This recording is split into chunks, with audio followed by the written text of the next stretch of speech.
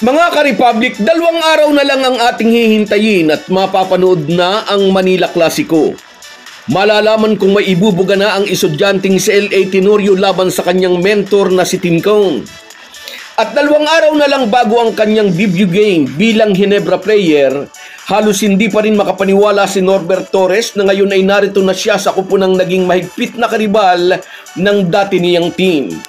Magiging krusyal ang role ni Torres sa unang Manila Clasico ngayong season dahil maaatang sa kanyang balikat ang trabaho ni Japet Aguilar na di makapaglalaro sa linggo.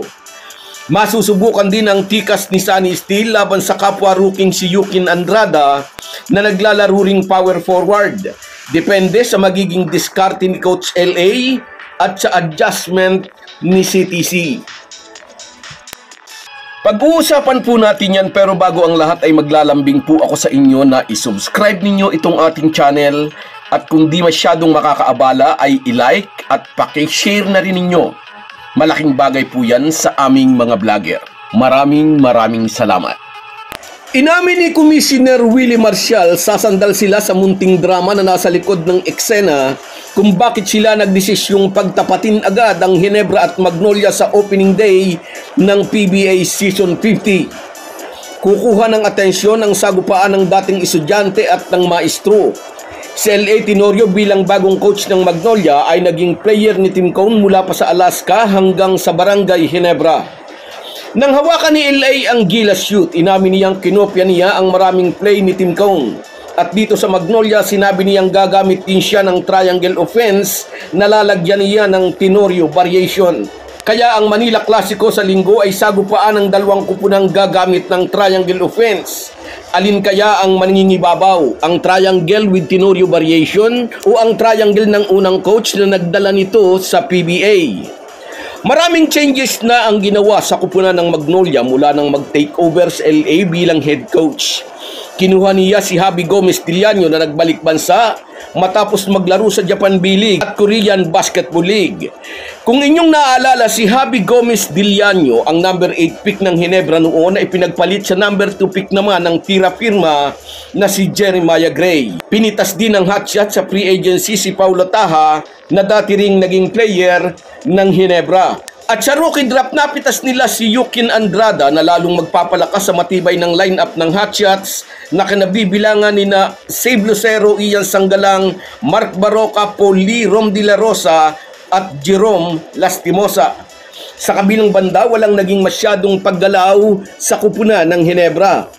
Sa kabila ng panawagan ng mga fans na kumuha ng isang big man para palakasin ang kanilang frontline, ewan natin kung bakit walang pagkilos ang front office. No offense meant kay Norbert Torres, band-aid solution daw ang pagpitas ng Ginebra sa former Meralco big man. Isa po tayo sa mga nagtatanggol kay Norbert Torres. Sinasabi natin na kung hindi man ito naging major contributor sa Meralco, anong malay natin, baka naman sumakto sa sistema ni Coach Tim Cone.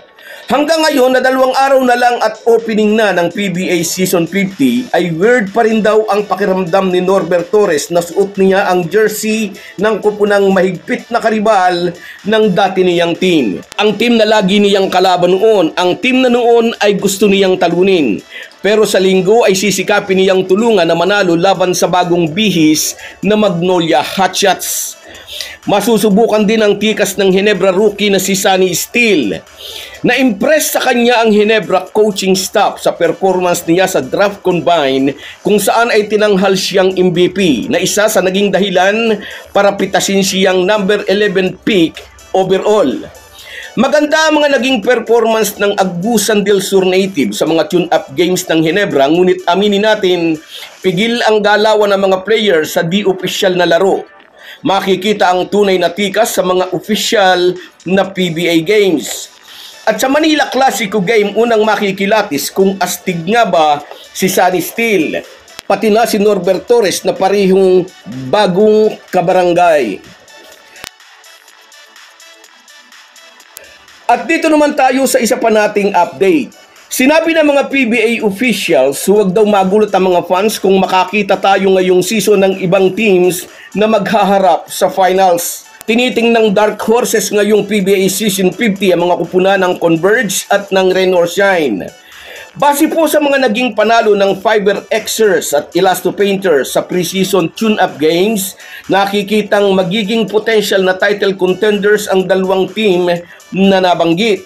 Dati nang malakas ang lineup ng Fiber Xers, ngunit lalo pang tumibay ang Telco franchise team nang mapitas ng mga ito si Juan Gomez Diliano as number 2 pick overall sa nakaraang rookie draft.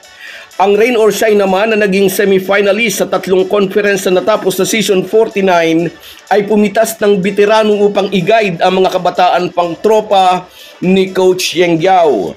Pero syempre, kailangan din ng mga dark horses na ito na dumaan muna sa mga tradisyonal na league leader tulad ng SMB, Tok Entex at Hinebra. Bali rin ang mga PBA officials na nagsabing baka makasaksi tayo ng ibang mga kupunan sa finals.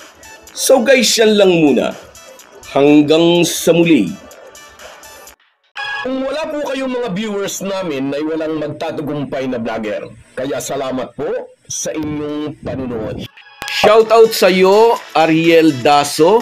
Magpapapaniwala raw dyan kay Saison. Sabi niya. Sa iyo rin, shoutout Jaime Velasco. Dapat daw wala ng media boat. Sabi niya, nadadaya ang mga players sa media boats. Sabi niya, Borlagatan Donald mula naman sa Singapore. Shoutout sa iyo, idol. At sa iyo rin, shoutout Rosemary Juan. Isang maulang araw ng Biyernes. Sa iyo rin, shoutout Benjamin Hapayan. Lamang daw si RJ sa statistics, sabi niya. At sa iyo rin, shoutout Nestor Karandang. Ala, kababayan ko are, sa apelyido na laang eh.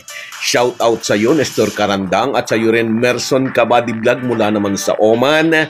At sa iyo rin, shoutout Surprise Azalea Flower. Salamat sa inyong lahat. Kahit gaano po tayo kabisi ay huwag po nating kalimutan ang ating buhay espiritual. Lagi po tayong magpasalamat sa bawat araw na dagdag sa ating buhay. Malaki po ang maitutulong ng pananalangin araw-araw. Isang paalala po mula sa inyong Halo Halo Sports Republic.